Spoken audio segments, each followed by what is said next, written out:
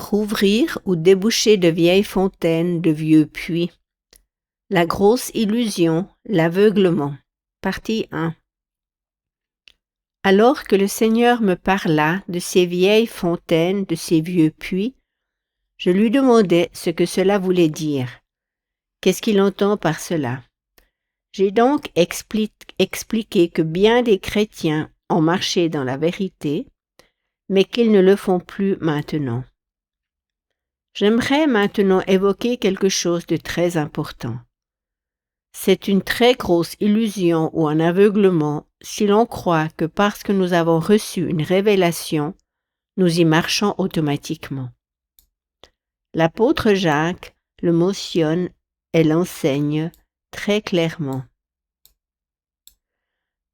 Que nous nous illusionnons si nous ne faisons pas et ne mettons pas en pratique ce qui serait juste selon la parole de Dieu.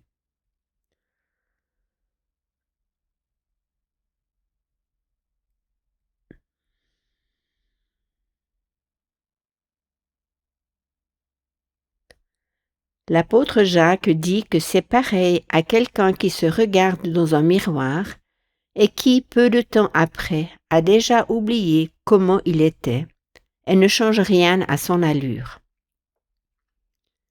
C'est une très grosse illusion, et si nous n'agissons pas et ne réagissons pas en rapport à ce que nous avons reçu de Dieu,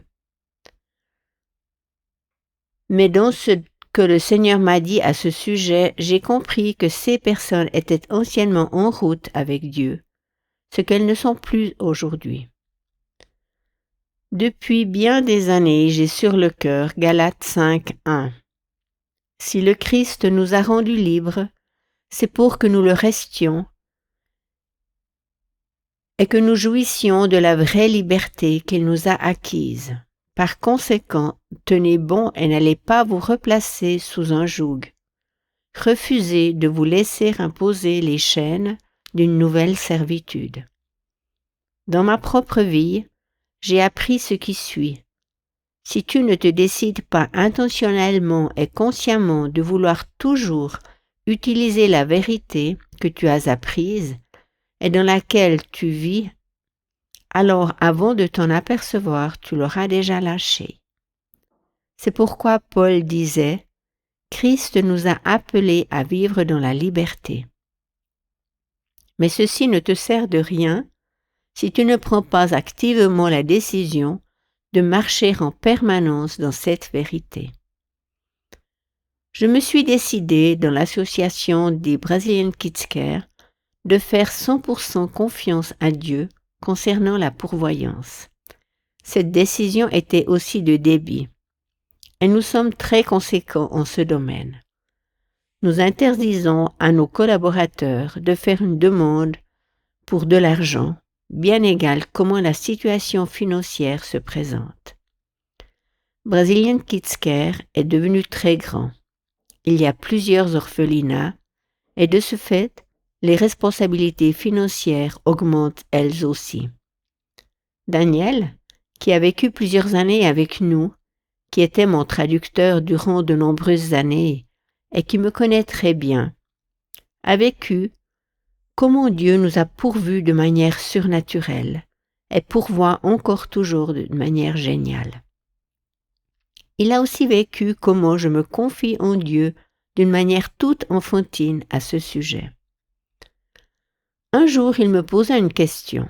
« Reinhard, si tu ne faisais absolument rien de particulier, et si simplement tu vivais ta vie tout à fait normalement, penses-tu que ta pourvoyance arriverait encore et toujours? Ou bien dois-tu très intentionnellement, activement et en permanence observer ton cœur afin d'y travailler très spécifiquement? » J'y ai réfléchi et je lui ai répondu. Ma conviction est que si je me relâche en me reposant sur mes acquis, en disant « J'ai appris à faire confiance à Dieu, Dieu nous pourvoit, tout ira bien, je ne me fais aucun souci, tout ira bien. » Donc, si j'avais cette attitude, je suis alors certain que la pourvoyance s'arrêterait. Non pas que Dieu ne pourvoit plus, mais parce que je ne vivrai pas activement dans les œuvres que je sais être justes. Donc, je dois toujours activement me redire ainsi qu'à mon cœur, le Seigneur est la source de notre pourvoyance. Il s'occupe de cela. C'est le ministère du Seigneur. Il est donc aussi celui qui nous pourvoit. Savez-vous quel est le danger? C'est que nous devenions paresseux spirituellement. Le danger est, nous avons réalisé des choses dans notre cœur, nous les avons reconnues et saisies, et nous les réalisons aussi. Et tout à coup, l'automatisme s'y infiltre, et nous ne prenons plus vraiment garde à la manière dont nous vivons. Et bien avant que nous le réalisions, nous ne vivons plus dans ces vérités. C'est souvent là que la crise arrive, et durant cette dernière, il est souvent trop tard pour remettre les choses en ordre. Pourquoi? C'est une affaire de foi, dans ce que nous avons reconnu et saisi, réfléchi. Le juste vivra par la foi. La vie chrétienne n'est pas quelque chose d'automatique. Nous nous décidons journellement comment nous allons vivre notre vie. L'apôtre Paul a dit quelque chose de génial. Cet homme qui avait déjà marché plusieurs années avec Dieu et qui connaissait si bien Jésus-Christ, mieux que quiconque, il disait « Je ne dis pas avoir gagné la couronne. » En Philippiens 3, 12, il dit « Ne croyez pas que je sois parvenu au but. Je ne pense pas avoir déjà remporté la palme. La perfection est encore devant moi.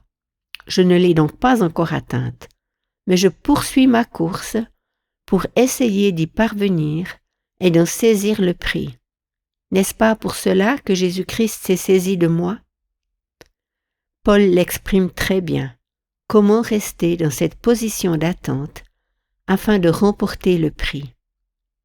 Bien qu'il en ait déjà eu une partie, il n'avait encore pas totalement gagné le prix.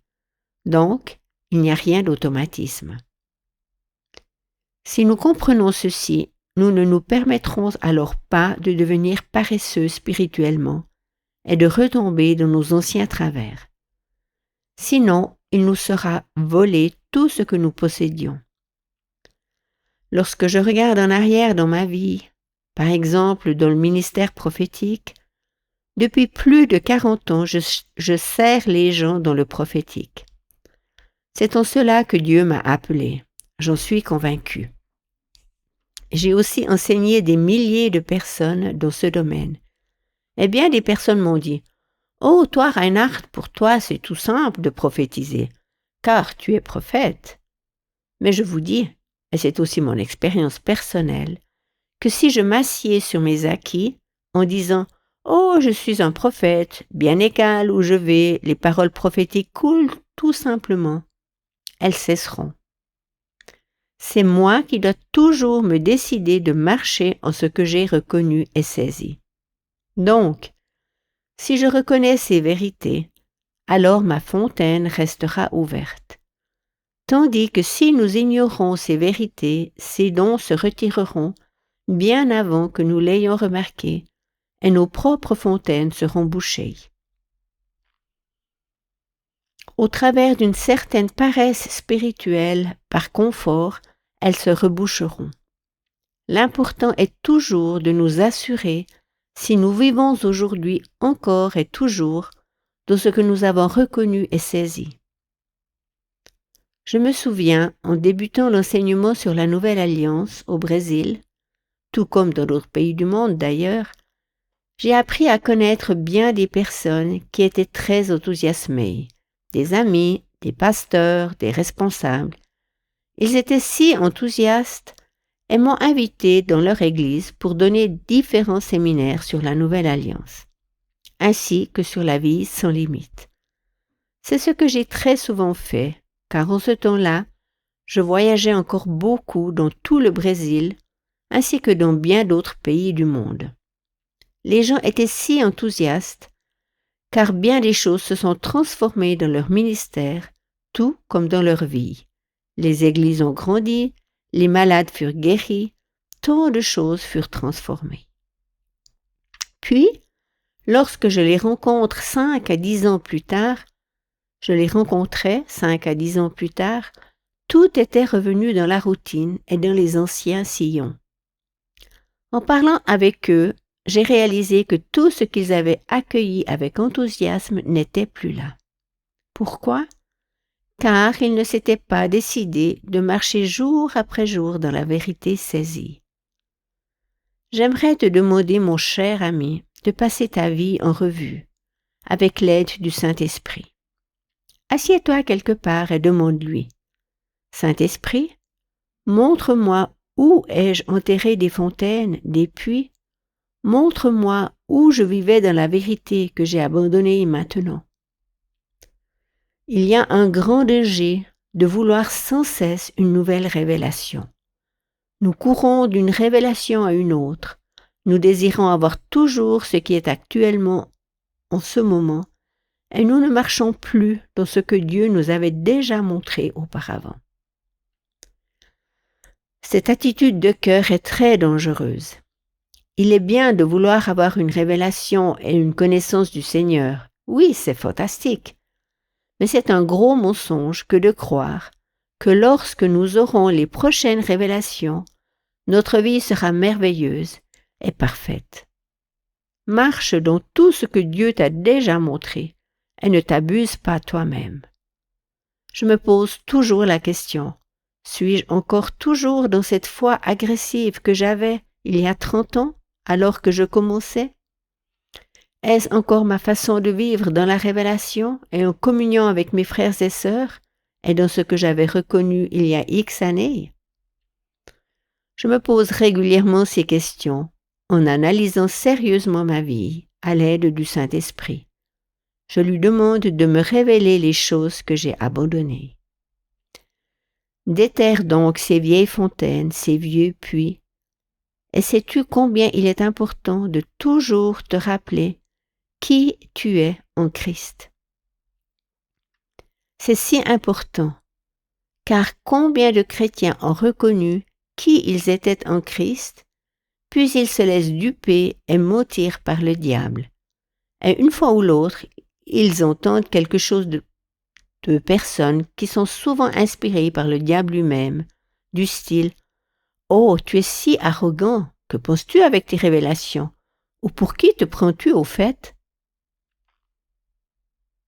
Ensuite, ils lâchent leur identité au lieu de dire « Oh, je sais exactement qui je suis en Christ, je suis une nouvelle créature, je suis uni à Christ et suis un avec lui. » Ainsi, nous commençons à laisser des doutes entrer dans nos cœurs en pensant « Oh, éventuellement qu'ils ont quand même tout à fait raison. Je devrais peut-être ne pas être si extrême avec la vérité que j'ai reconnue. » Il est donc important que nous tenions ferme à notre identité en Christ. Nous sommes en lui et pas à l'extérieur de lui. Et encore quelque chose de très important. Nous devons toujours non seulement faire ces actions, mais aussi y réfléchir et les méditer. Quel est mon ressenti en vivant dans cette vérité? Quelles en sont les conséquences? Et comment se sent mon cœur dans tout cela?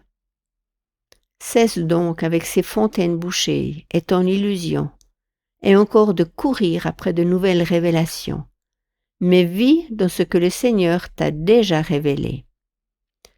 Et si tu te rends compte avoir bouché des fontaines, dis « Saint-Esprit, montre-le-moi ».